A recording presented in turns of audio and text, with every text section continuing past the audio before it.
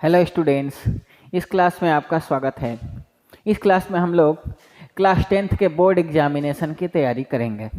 इसमें हम आपको सेट 10 तक करवाएंगे। ये सेट 1 है, 1 2 3 10 सेट करवा दूंगा। 10 सेट में प्रत्येक सेट में मैं 10 क्वेश्चन रखूंगा। 10 सेट में आपके 100 क्वेश्चन हो जाएंगे। यदि आप रोज़ 5-5 क्वेश्चन बनाते हैं तो एक महीने में आप 100 क्वेश्चन आराम से बना लेंगे। 20 दिन में आपके जो है सवाल कंप्लीट हो जाते हैं और 10 दिन जो बाकी का है रिवीजन कर लेंगे। एक महीने में पूरी तैयारी हो जाएगी। इससे बाहर का कुछ है आपके बोर्ड के एग्जाम में नहीं आने वाला। तो आप इसको पूरा देखें। फर्स्ट क्वेश्चन देखिए, आपके स्क्रीन पे दिख रहा होगा। फर्स्ट क्वेश्चन है, a toy is in the form of cone of radius 3.5 centimeter mounted on a hemisphere of same radius. The total height of the toy is 15.5 centimeter. Find the total surface area of the toy. Hindi में भी लिखा है। Hindi medium वाले बच्चे हिंदी में पढ़ें, English medium वाले बच्चे इंग्लिश में पढ़ें। सवाल तो आपको वैसे ही लिखना है। तो देखिए, कहता है कि एक जो है खिलौना है, वो शंकु के आकार का है और वो शंकु का आकार का जो खिलौना है वो अर्धगोले पे अध्यारोपित है। तो सबसे पहले इसके लिए हमें चित्र बनाना पड़ेगा। तो जो चित्र बनाएंगे पहले क्वेश्चन के लिए अपनी कॉपी में लिखें, तभी आपको आएगा बेहतर तरीके से।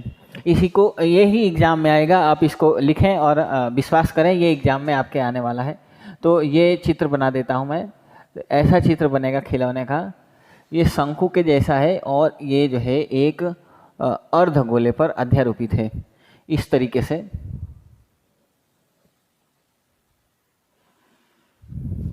ये खिलौना हो गया और यहाँ से यहाँ तक इसकी रेडियस हो जाएगी। यहाँ से ये रेडियस है और ये जो है यहाँ से ऊपर का जो भाग है, दो भाग में हमने बांट दिया। ऊपर शंकु है, नीचे अर्धगोला रहेगा। और इसकी जो टोटल ऊंचाई है, टोटल जो हाइट दिया है यहाँ से यहाँ तक, ये 15.5 सेंटीमीटर दिया है। ये यहाँ से यहाँ तक का है। और रेडियस जो है यहाँ पे दिया है 3.5 सेंटीमीटर। यानी कि जो यहाँ से यहाँ तक का है, ये 3.5 सेंटीमीटर यहाँ से यहाँ तक नीचे का दिया है। अब हमें क्या काम करना है कि ये ऊपर का जो भाग होगा ये 12 होगा, 12 सेंटीमीटर। ये चित्र बनेगा भाई। देखो, यहाँ से यहाँ तक 15.5 है, तो ऊपर 12 होगा, 3.5 नीचे हो गया। इतनी बात समझ गए आप। और क्या कहता है, find the total surface area of the toy. तो सबसे पहला काम जो करना है वो हमें इसका, ये जो शंकु है इसका कोन का क्या निकालना है, हमें सरफेस एरिया निकालना है। तो आपको literal surface area of cone लिखेंगे। इंग्लिश मीडियम वाले लिखेंगे literal surface area of cone. मैं हिंदी इंग्लिश दोनों में लिखूंगा, आप टेंशन न लें। शंकु का क्षेत्रफल, शंकु का वक्रपृष्ठ हिंदी में कहेंगे। फॉर्मूला होता है पाई आर एल। अच्छा, r इज इक्वल टू दिया गया है, r इज इक्वल टू दिया है 3.5 और l h दिया है 12। यहाँ पे जो ये है ये h है, सीधी ऊंचाई। हमें l निकालना है ये। तो h दिया है और r दिया है, तो l निकालने का जो फॉर्मूला होता है वो ये होता है r² प्लस h²। और यहाँ पे इसका स्क्वायर करेंगे, 3.5 का स्क्वायर प्लस h यानी कि 12 का स्क्वायर। इसका जब आप स्क्वायर करेंगे तो हो जाएगा 12.25 और जब इसका स्क्वायर करेंगे तो आएगा 144।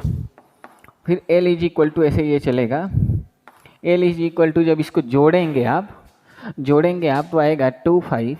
ये पॉइंट का 25 इधर ही रहेगा। 4 में ये 6 और यहाँ पे 4 1 5 और यहाँ पे ये आ गया। और l इज इक्वल टू, इसको जब हम हल करेंगे 156.25 का स्क्वायर रूट निकालेंगे, यानी कि 12.5 आ जाएगा। l इज इक्वल टू हमारा आया 12.5 सेंटीमीटर। ये आ गया l इज इक्वल टू, यहाँ लिख देता हूँ 12.5 सेंटीमीटर। अब हमें फाइनल सरफेस एरिया निकालने में कोई दिक्कत नहीं है। तो surface area S L is equal to लिख देता हूँ। अच्छा, लिटरल सरफेस एरिया LSA भी बच्चे कहते हैं, मैंने सुना है, तो ये लिख देता हूँ LSA। तो पाई की वैल्यू हमने यहाँ पे रख लेनी है 22/7 और r हमारा है 3.5 और मल्टीप्लाई में, ये मल्टीप्लाई है, मल्टीप्लाई में हमारा आ जाएगा 12.5 आ जाएगा। अब इसको काटेंगे तो ये देखो 3.5 यानी कि 3.5, 3.5 दूनी 7, ये 2 आ गया, और 2 से ये काट दिया तो 11 आ जाएगा। और 11 में 5 से करेंगे तो 11 5 55, 5 11 दूनी 22 और 5 27, 2 11 एकम 11 और 2 13, और ये हमारा आ गया सेंटीमीटर स्क्वायर। तो ये हमारा निकल के आया है शंकु का जो ऊपर वाला है। अब नीचे वाला जिसको नहीं आता वो इसमें से लिखेगा तो आ जाएगा। आप तैयारी कर रहे हैं, यदि आप कहीं भी नहीं भी पढ़ते हैं तो फिर भी इससे पढ़ते रहेंगे आप ऑनलाइन तो आपको आ जाएगा। कॉपी में लिखें, पहला सेट, दूसरा सेट, तीसरा सेट, चौथा सेट, 5 बार करते करते आपको सारे सवाल आ जाएंगे। पहले शुरुआत होगी लिखने से, तो आप अपनी कॉपी में लिखें। तो हमने क्या निकाल लिया है, शंकु का वक्रपृष्ठ। अब हमें नीचे इसका निकालना, हमने ऊपर वाले का निकाल दिया, नीचे वाले का बाकी है। नीचे क्या है, अर्धगोला है, अर्धगोले का हम सरफेस एरिया निकालेंगे। तो हम लिखेंगे surface area of hemisphere, hemisphere यानी कि अर्धगोले का क्षेत्रफल। दोनों भाषा में लिख रहा हूँ। अर्धगोले का क्षेत्रफल का जो फॉर्मूला होता है वो होता है हमारा 2πr²। अब यहाँ पे 2 गुणा 22/7, r हमारा 3.5 गुणा 3.5 है, और इस 3.5 दूनी 7 अभी बताया, 2 से 2 कट गया, 22 में इससे जब गुणा करेंगे तो आ जाएगा हमारा 77 सेंटीमीटर स्क्वायर। अब हमें टोटल निकालना है, तो हमें टोटल निकालने के लिए क्या कर देना है, जोड़ देना है। तो मैं यहाँ पे जोड़ देता हूँ, और टोटल एरिया, हिंदी मीडियम वाले लिखेंगे कुल क्षेत्रफल, कुल क्षेत्रफल यहाँ पे लिख देंगे कुल क्षेत्रफल। और यहाँ पे हमें क्या जोड़ना है, 137.5 + 77। ये जिसको जोड़ना नहीं आता वो जोड़ना सीख ले। 137.5 ऐसे लिखेंगे, 77.0 लिखेंगे, 5 7 7 14 का 4 हासिल, 1 7 3 10 1 11। तो ये हमारा करेक्ट आंसर आ गया है centimetre square. Centimetre square correct answer है, इसको अपनी कॉपी में लिखें। जब मैं लिख के हटता हूँ तो आप इसको अपनी कॉपी में पॉज करके, वीडियो पॉज करें और अपनी कॉपी में लिखें, और जब मैं बता रहा हूँ तो थोड़ा सा ध्यान से देखेंगे तभी आपको समझ में आएगा। नेक्स्ट क्वेश्चन पे आते हैं। नेक्स्ट क्वेश्चन क्या कहता है, फ्रॉम द, आप है आपके सामने क्वेश्चन है, आप इसको पढ़ें, पहले क्वेश्चन को पढ़ें, अपनी कॉपी में लिखें, तभी आपको समझ में आएगा, नहीं तो आप एग्जाम में हल नहीं कर पाएंगे क्योंकि आपको समझ में नहीं आएगा कि पूछ क्या रहा। तो देखिए, from the top of 7 metre high building the angle of elevation of the top of cable tower is 60 degree and the angle of depression of its foot is 45 degree, determine the height of the tower। तो इसमें इस सवाल को पहले पढ़ेंगे और फिर एक बिल्डिंग बताया जा रहा है यहाँ पे कि from the top of 7 metre high building. तो एक बिल्डिंग है, इसमें भी चित्र बनेगा, बिना चित्र के ये सवाल हल नहीं होते। तो चित्र आप पहले देखिए फिर आराम से बनाइए। तो एक जो है एक हमारा बिल्डिंग है जो कि 7 मीटर का है, तो ये हमने एक बना लिया है, ये 7 मीटर का बिल्डिंग बना लिया। अच्छा, एक टावर है, एक ऊपर टावर है जिसकी हाइट हमें बतानी है, ये हमें नहीं पता। अच्छा, यहाँ से एक ऐसी लाइन यहाँ भी खींच लेंगे, और ये कहता है कि angle of elevation, angle of जो एलिवेशन है वो 60 डिग्री है। यहाँ पे एंगल ऑफ एलिवेशन लिखा होगा, 7 metre high building, the angle of elevation of the top of cable tower is 60 degree, इसके 60 डिग्री है। और यहाँ पे और angle of depression is 45 degree है। तो यहाँ पे ये जो है ये 45 डिग्री है। तो देखो, डिप्रेशन ऊपर से ऐसे मापते हैं, 45 है, यहाँ भी होगा 45, यहाँ भी हो जाएगा। तो ये चित्र बनेगा, ये बिल्डिंग है और ये जो है टावर है। अच्छा, यहाँ पे 7 है तो यहाँ भी 7 मीटर होगा, और ये h हमारा, इसको ऊपर का h मान लेंगे, इसको x मान लेंगे। इतना तो चित्र बनेगा भाई। इस सवाल को पढ़ के हिंदी मीडियम वाले भी समझ पा रहे होंगे कि 7 मीटर लंबी हमारा जो है घर होगा, बिल्डिंग होगा, और यहाँ पे जो है मीनार दिया होगा, टावर को मीनार कह रहा होगा, तो मीनार के लिए ये चित्र बना लेंगे। अब लिखेंगे, देखो एग्ज़ाम में अगर हम इसको डायरेक्ट हल कर दें तो नंबर कम मिलेगा, या फिर कहीं गलत हो जाए नीचे तो नंबर नहीं मिलेगा। लेकिन यदि हम कुछ थोड़ा सा लिख लें तो हमारे नंबर फिक्स हो जाते हैं। तो लिखना क्या है, लिखना है यहाँ पे लिखना है let C D is a building, C D is a building and A E is a tower. ये बातें लिख देनी है। हिंदी में क्या लिखेंगे, माना सी डी भवन है, भवन हिंदी में लिखा होगा भवन है, तथा ए ई क्या है, एक मीनार है। ये हिंदी में इतना आपको लिखना पड़ेगा। उसके बाद समझना है कि ए ई इज इक्वल टू क्या है, ए ई इज इक्वल टू क्या है, 7 + h है। देखो ए ई तो 7 और h दोनों है, तो हम लिखेंगे 7 + h यहाँ पे मीटर। और यहाँ पे C D is equal to दिया है 7 मीटर। इतना हमने लिख लेना है। अब सवाल हल करेंगे तो हम लिखेंगे, ये आपने देख लिया, इसको आप एक बार देख लें। और फिर यहाँ पे लिखेंगे हम इन ट्रायंगल एक ट्रायंगल बन रहा है, राइट एंगल ट्रायंगल है, इसमें ट्रायंगल बन रहा है यहाँ पे। तो ये कौन सा है, सी डी ई में। सबसे पहले सी डी ई में करेंगे, तो हम लिखेंगे सी डी ई। और सी डी ई में देखिए, ये इस भुजा से हमें कोई लेना देना नहीं है, इससे हमें कोई मतलब नहीं है। इससे मतलब है और इससे मतलब है, ये इससे और इससे। तो ये जो है परपेंडिकुलर है और ये जो है बेस है, ये लंब है और ये आधार है, और लंब और आधार से बनता है tan। और यहाँ पे सामने दिया है 45 डिग्री, तो हम लिखेंगे tan 45 डिग्री। और यहाँ पे हम लिखेंगे tan 45 degree is equal to, और लंब बटे में आधार, परपेंडिकुलर अपॉन बेस, तो 7/x आ जाएगा। tan 45 degree is equal to, ये आ गया। tan 45 डिग्री की वैल्यू 1 होती है। ये चार्ट हमने लिखाया है, हमने ट्रिग्नोमेट्री पूरा पढ़ा दिया है, वीडियो के डिस्क्रिप्शन में लिंक है, आप वहाँ से ट्रिग्नोमेट्री पढ़ सकते हैं। और tan 45 डिग्री की वैल्यू 1 और 7/x वैसे ही क्रॉस मल्टीप्लाई करेंगे तो x is equal to 7 metre आ गया। तो ये x है तो ये भी x होगा, ये दोनों बराबर होंगे, तो यहाँ भी x इज इक्वल टू 7 आ गया। अब हम ऊपर वाले ट्रायंगल में चलेंगे। अब फिर लिखेंगे इन ट्रायंगल। अच्छा, हिंदी मीडियम वाले इतनी सी इंग्लिश लिखने से आपका नंबर नहीं कटेगा, वैसे आप पूरी इंग्लिश लिख दें तो भी नंबर नहीं कटेगा, बढ़िया नंबर मिलेगा। तो आप कोई दिक्कत वाली बात नहीं है। त्रिभुज में लिखें या इन ट्रायंगल। अब कौन से ट्रायंगल में, अब ऊपर वाले में, अब इस वाले में। इस वाले ट्रायंगल का नाम क्या है, ABC। तो हम लिखेंगे ABC, इन ट्रायंगल ABC। अब यहाँ पे कितना डिग्री है, 60 डिग्री है यहाँ पे।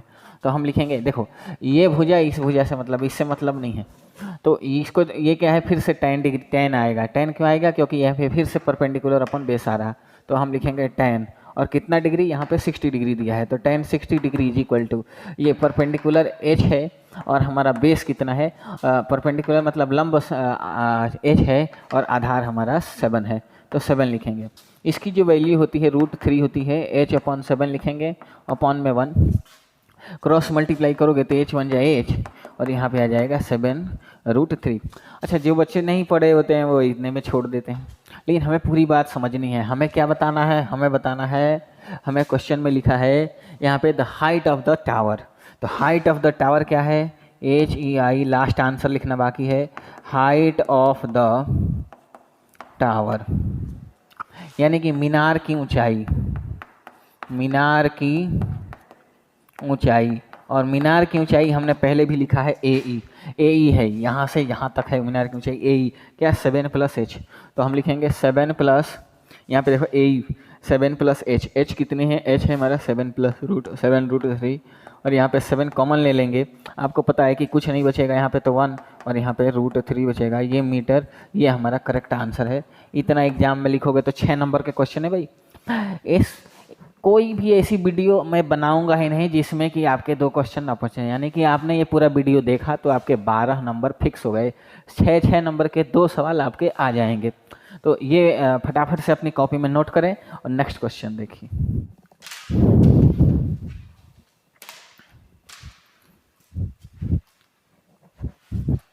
देखिए नेक्स्ट 3 क्वेश्चन आपके सामने हैं।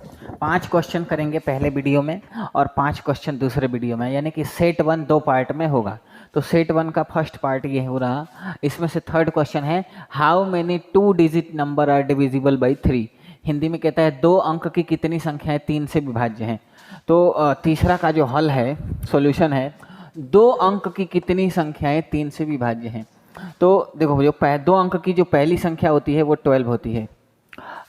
3 3 या 9, 3 से विभाजित, 3 के टेबल में आने वाली संख्या बतानी है। तो 3 4 या 12 और 3 5 या 15, इस तरीके से ये 18 और करते करते ये 99 तक जाएगा।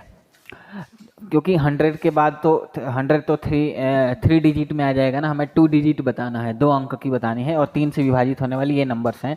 तो आपको पता है AP आपने पढ़ा होगा, A इज इक्वल टू पहले को 12 के पहले पद जो होता है उसको A कहते हैं और D का मतलब दूसरे में से पहले को घटा के, तो 15 माइनस का 12 इज इक्वल टू 3 और यहाँ पे हम लिखेंगे L इज इक्वल टू 99। अब लिखेंगे L is equal to A plus n minus 1 into D, ये फॉर्मूला होता है, इसको याद करना है, इसको घेर देता हूँ और यहाँ पे आप हम 99 लिखेंगे, A के जगह पे आप 12 प्लस यहाँ पे n के जगह पे n ही लिखेंगे क्योंकि n ही तो बतानी है, n ही बताना है इसमें, और d कितना है 3 है, तो d हमारा 3 निकल के आया है ये। इसको माइनस करेंगे, 99 माइनस का 12 is equal to n minus 1 और यहाँ पे 3 माइनस करेंगे तो यहाँ पे 87 is equal to n minus 1 into 3, 87 upon में ये 3 आ जाएगा n माइनस 1। इसको आप काटेंगे तो 3 2 जा 6, 3 9 जा 27 आ रहा और यहाँ पे आएगा n माइनस का 1 इधर आ जाएगा, 29 plus 1 is equal to n और ये n इज इक्वल टू 30। तो 30 संख्याएँ जो है विभाज्य हैं। तो ये हमारा तीसरा क्वेश्चन हो चुका है। इसको वीडियो को पॉज करके आप लिखते रहें। मैंने कहा कि यदि आपको अच्छी तैयारी करनी है, आपको 90 एबव करना है तो आपको लिखना पड़ेगा, वीडियो भी देखना पड़ेगा और लिखना भी पड़ेगा। चौथे क्वेश्चन में देखिए जो दिया है उसको लिखते हैं। चौथा क्वेश्चन भी बिल्कुल आसान है। A12 इज इक्वल टू दिया है 37 और D इज इक्वल टू 3, एक बार इसे उतार लिया हमने, बहुत आसान सा क्वेश्चन है।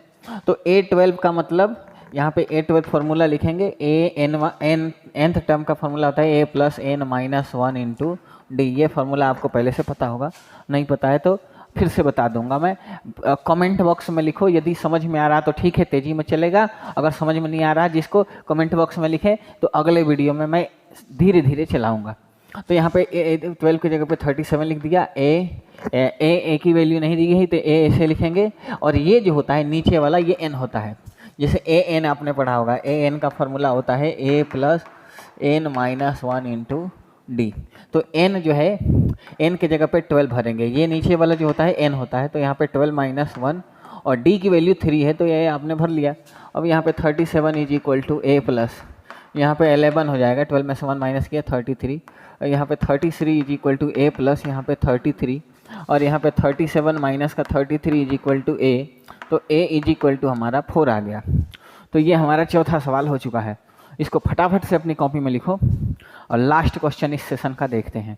तो यहाँ पे वीडियो को पॉज करके आप लिख सकते हैं, बिना लिखे नहीं होगा भाई, मैं सीधी बात करता हूँ, बिना लिखे नहीं होगा, कॉपी में लिखना पड़ेगा भाई, बार बार लिखना पड़ेगा। देखो एग्जाम में क्या होता है ना, हमें सवाल आते भी हैं तो हम काट पीट कर देते हैं, थोड़ा भी काट पीट ऐसे लिख दिया ना गंदा हो गया तो ये सब चीज़ें नंबर कट जाते हैं। इसलिए मैं कह रहा हूँ practice makes man perfect, practice करिए ताकि आप एक ही बार में इस तरीके से क्लीन लिखें। अगला सवाल कहता है 8 के प्रथम 15 गुणजों के योग बताइए। Find the sum of the first 15 multiples of the 8 8 के प्रथम 5 गुणज। Find the sum of the first 15 multiples of 8। तो प्रथम 5 गुणज क्या होगा, 8 16 24 और करते करते ये 15 8 120 तक जाएगा। तो ये नहीं लिखेंगे, n इज इक्वल टू 15 दिया है ये लिखेंगे हम लोग, और a इज इक्वल टू यहाँ पे 8 और d is equal to 16 minus का 8 यानी कि 8 आ जाएगा, और ये n जो है ये 15 दिया गया है। अब हमें योग बताना है तो एस एन वाला फार्मूला लगा देंगे। S N is equal to क्या होता है, S N is equal to formula होता है n upon 2a plus n minus 1 into D. ये फॉर्मूले जो लिखते जा रहा हूँ, इसको घेरते जा रहा हूँ, अपनी कॉपी में लिखिए, याद होना चाहिए। अगले सेशन में हम मिले हैं तो आपको ये फॉर्मूले याद हो तो और बढ़िया मज़ा आएगा। तो यहाँ पे n के जगह पे हम 15/2 लिख देंगे और 2a के जगह पे 8 प्लस n के जगह पे क्या लिखेंगे हम, n के जगह पे 15 लिखेंगे, 15 माइनस का 1 और d के जगह पे भी 8 लिख देंगे। अब यहाँ पे क्या आ जाएगा, 15/2 आ जाएगा, यहाँ पे 16 आ जाएगा, यहाँ पे क्या आ जाएगा, 14 × 8 आ जाएगा। बहुत बढ़िया, 3 बार, बहुत बढ़िया बहुत बढ़िया बहुत बढ़िया। भाई देखो आगे 15/2, यहाँ पे आया 16 + 14 8 है, 14 7 कितना होता है भाई, अच्छा पहाड़ा भूल रहा हूँ मैं, 8 चौक 32 और 8 कम 8 3 11, हाँ 14 8 है 112, ये तो भूल ही रहा था। बहुत बढ़िया, 3 बार नहीं हो पा रहा भाई। यहाँ पे देखिए 15/2, अब यहाँ पे मल्टीप्लाई ए जोड़ देंगे तो यहाँ पे क्या आ जाएगा, यहाँ पे आ जाएगा हमारा 1 2 8 आ जाएगा, 6 2 8 1 1 2 और ये 1, ठीक है। और इसको काटेंगे तो 6 4 आ जाएगा। अब मल्टीप्लाई कर लो तो 16 चौक 15 चौको 60 6, यहाँ पे 0 लिखूँगा, हाँ ये 0 है। 15 चौको 60 0 6 और 15 छक्का 90 और 6 96, तो 960 हमारा जो है करेक्ट आंसर है। इस क्वेश्चन का करेक्ट आंसर 960 है। देखो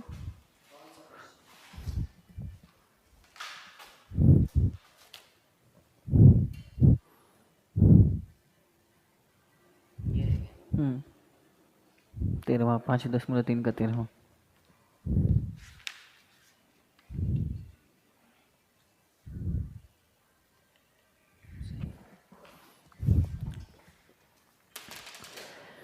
तो ये 5 क्वेश्चन आप अपनी कॉपी में लिखें और अगले पार्ट में हम और 5 क्वेश्चन को हल करेंगे। तो पहला जो हर एक पार्ट जो होगा, मैंने बताया कि सेट 1 से लेकर के सेट 10 तक हम लोग हल करेंगे और पूरे बोर्ड के सारे क्वेश्चंस इसी में आ जाएंगे।